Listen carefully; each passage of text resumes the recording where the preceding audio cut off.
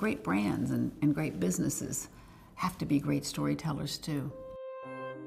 We have to tell authentic stories, emotive, compelling stories. And I think even more so because we're nonfiction. And we are building a lifelong relationship with people. And every great relationship has to be built on trust. The company's been around 150 years. It's a big, great story.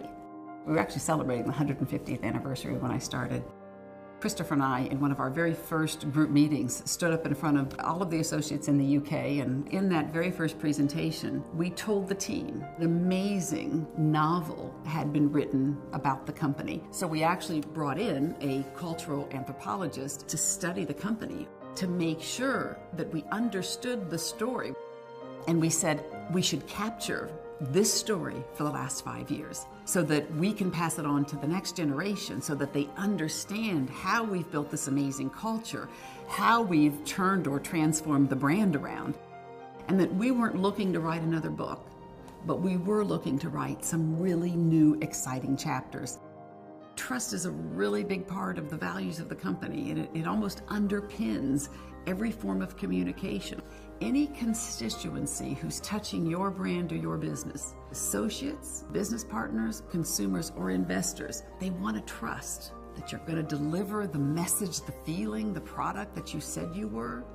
We wanted one story that everybody could feel, everybody could see, and not just feel the emotion, but feel the energy. We needed to keep the story authentic. We needed to keep it pure. We knew we were going to target a different audience. We knew that the mediums would be different. We knew it would be so much more global than maybe things had been in the past, but the story had to be the same. So we said everything we're going to do is target this millennial consumer. And if we do that, we're going to have to speak in their language, and their language was rapidly becoming digital.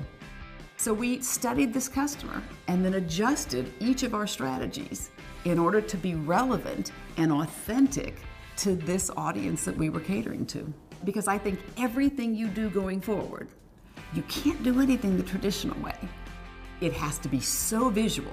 And we hit on this word energy early on and said, we want everything we do to have energy.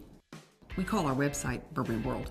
Christopher, the designers, marketing, everyone looks to Burberry World and says, how can we keep innovating? How can we keep pushing the envelope, being disruptive? We want people to be able to feel it even if they don't hear it. If they hear it, all the better. This millennial consumer is heavily influenced by music. Today, everything we do, there is a music angle. Not only does it reinforce the Britishness, it is more emotive. It's a greater connector. It's just great brand behavior in this YouTube world today. If you go onto Burberry.com, there's a section called Burberry Acoustic.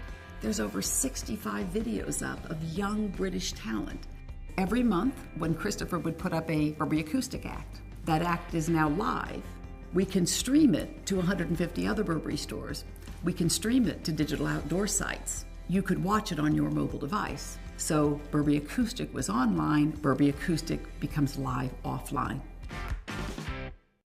We talk a lot about blurring the lines between physical and digital. But we actually woke up a couple years ago and said, okay, wait a minute, but we're a retailer. How do we create Burberry World live?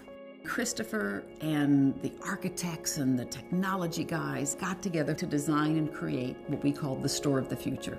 Largest Burberry store in the world. It's on Regent Street in London.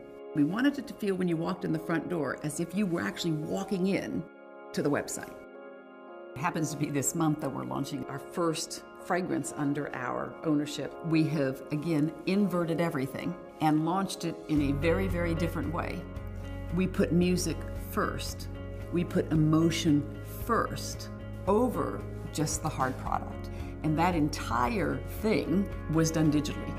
Everything was launched digitally first and now is going into the physical world. Everybody's a storyteller. I don't care if it's a business, a brand, a writer, a musician. Everybody's telling their life story. Yes, we've been telling a compelling fashion story, and yes, we've been telling a young millennial story and a heritage story, and of course it's got to be British, but we've also been telling a very strong value story. And I don't think the world's ever going to want to stop hearing stories.